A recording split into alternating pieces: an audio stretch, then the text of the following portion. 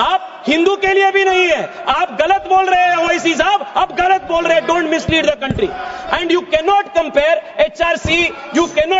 HRC with Waqf board. ये दोनों बहुत बहुत अलग का है।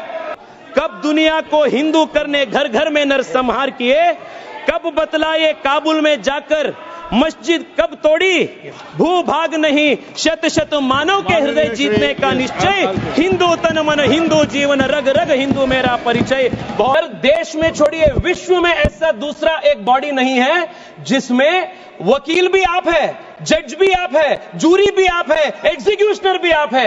ऐसा एक फ्रैंकेनस्टीन मॉन्स्टर को कांग्रेस पार्टी ने ये वक्फ 2013 अमेंडमेंट के माध्यम से इस देश में लागू किए थे। सर देश में छोड़िए विश्व में ऐसा दूसरा एक बॉडी नहीं है जिसमें वकील भी आप है, जज भी आप है, जूरी भी आप है, एग्जीक्यूशनर भी आप है। ऐसा एक फ्रैंकेनस्टीन मॉन्स्टर को कांग्रेस पार्टी ने ये वक्फ 2013 अमेंडमेंट के माध्यम से इस देश में लागू किए थे। Sir because of this what happened in this country. Sir हम देख रहे हैं, मैं कर्नाटका से आता हूं और लिंगायत वीरशैव परंपरा के सबसे महत्वपूर्ण जो वहां के मठ है, अनुभव मंडप बसवण्णा के, उसके ऊपर वक्फ बोर्ड ने क्लेम लगा दिए है। विजयपुरा डिस्ट्रिक्ट में, एक ही डिस्ट्रिक्ट में 15,000 एकड़ जमीन का कब्जा वक्फ बोर्ड ने किया है। In one district 15,000 acres.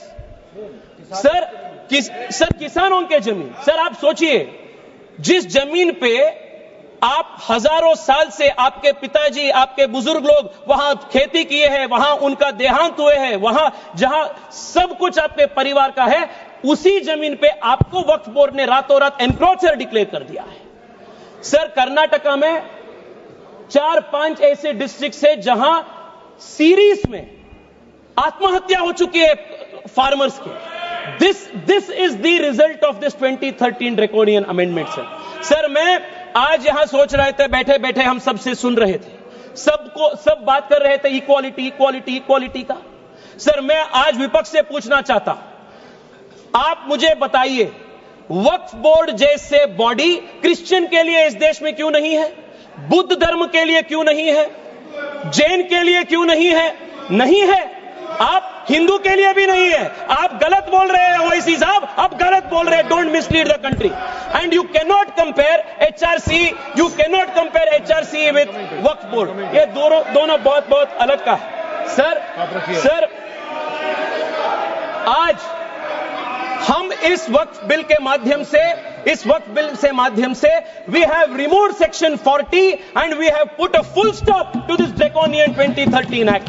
We have also brought in the limitation act that will apply on the waqf board. Sir, I'll just take 2 minutes, sir. I'll take 2 minutes. Seconds, kindly conclude. Sir, आज there are questions that are being asked. Why non-Muslims are included in Waqf Board and Waqf Council? Detailed explanation has been given that Waqf is different, the nature of the work of the Waqf Board is different, and the Waqf Board and Waqf Council are essentially secular in nature. Sir, I want to also add, 2013 में sir, 2013 से पहले वक्फ tribunal के जो jurisdiction था वो सिर्फ मुसलमान के ऊपर लागू होता था। 2013 के बाद कांग्रेस सरकार ने संशोधन ले आने के बाद वक्फ बोर्ड के ट्रिब्यूनल के जुरिस्डिक्शन नॉन मुस्लिम्स के ऊपर भी लागू हुआ। Sir I will just need 1 minute to conclude. Sir एक इंपॉर्टेंट पॉइंट है सर, प्लीज एक इंपॉर्टेंट पॉइंट है, conclude in a minute. Sir 2013 में they included expanded the jurisdiction of the Waqf tribunal to include non Muslims. If you can include non-Muslims under the jurisdiction of the Waqf Tribunal, why can't non-Muslims have a representation in the Waqf Council and Waqf Board? ये बहुत natural justice का principal है और ये इसका भी विरोध कर रहे हैं। सर मैं आज आपके माध्यम से देश को बताना चाहता हूं कांग्रेस पार्टी के सेक्युलरिज्म का डबल स्टैंडर्ड्स क्या है। 1991 में sir Congress party introduced in this very August house the places of worship act. And in this Places of Worship Act, they created a legal bar on Hindu community to approach even the court to claim any place legitimately any place of worship, even though the Hindu community had any claim. And for the Muslims in 1995, they gave the Waqf Act under which they could take any asar any action. Thank you. Sir, मैं आज OIC साहब को sir 30 seconds sir please. Sir, I will conclude.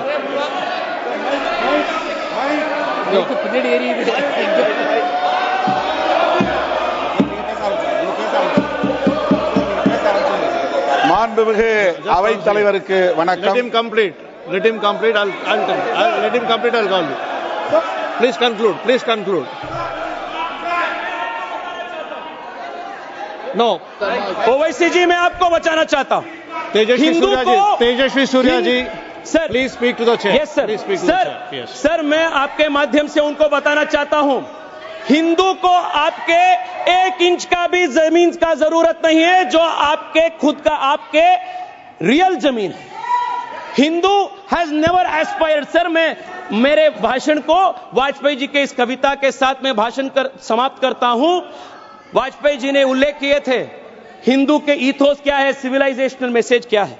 होकर स्वतंत्र मैंने कब चाहा है, कर लूं जग को गुलाम. मैंने तो सदा सिखाया करना अपने मन को गुलाम. गोपाल राम के नामों पर कब मैंने अत्याचार किए, कब दुनिया को हिंदू करने घर घर में नरसंहार किए, कब बतलाए काबुल में जाकर मस्जिद कब तोड़ी. भूभाग नहीं शत शत मानव के हृदय जीतने का निश्चय. हिंदू तन मन हिंदू जीवन रग रग हिंदू मेरा परिचय. The honorable member has named me. What I am going to say will inshallah decrease his ignorance and decrease his arrogance also. So, see, Article 25, the definition of Hindu includes Jain and a Sikh. That he does not know about it. So, and a Buddhist. So that he should also know, coming from a Brahmin community, the prasad in Tirupati Devasthanam. No, sir, let me.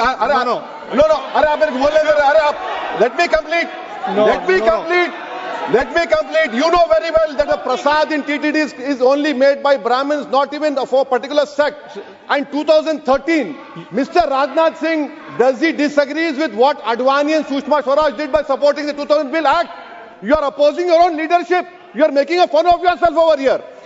Section 40 gave the power of the Waqf board to declare any land it believed to be Waqf land. No documentation required. No evidence required. Any land it believed, it could declare it as Waqf property. And after such declaration by under Section 40, Section 6, Section 5 mandated the revenue authorities to compulsorily change revenue records and mutation register without even affording an opportunity to be heard for the affected parties. Sir, the concept of Section 40, Waqf by user and oral Waqf, was a potent cocktail that enabled the Waqf board to usurp any land that it wished. Sir, and those who had a problem with this, they were forced to go before the Waqf tribunal. And this Waqf tribunal was a kangaroo court. And the Waqf tribunal's orders were final. And you couldn't even go in appeal. And on top of this, you had the Limitation Act. If you were an aggrieved party, you had only 1 year to go before the Waqf tribunal, whose order was final. But if you were the Waqf board, you had no Limitation Act applied on you. Even after 500 years, 1000 years, you could go and start a claim. This was the Frankenstein monster that was created by the Waqf Act of 2013, where the Waqf board was judiciary, legislature, executive, all rolled in one. There was no concept of separation of powers.